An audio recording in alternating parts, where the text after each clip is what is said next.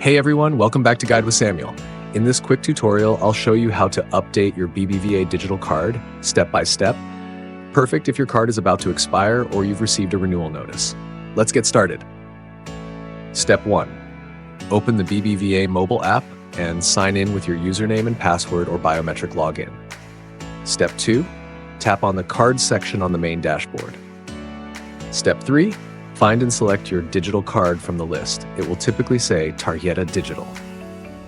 Step 4.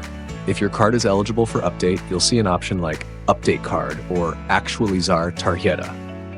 Tap it. Step 5. Review the new card details such as the updated expiration date and new CVV. Your card number usually stays the same. Step 6. Confirm the update by entering your BBVA password or using biometric authentication. Step 7. Once confirmed, your new digital card will be instantly active. You can now use it for online purchases and link it to payment platforms like Google Pay or Apple Pay. Tip: if you don't see the update option, your card may not yet be eligible, or you may need to request a renewal manually from customer support. And that's it.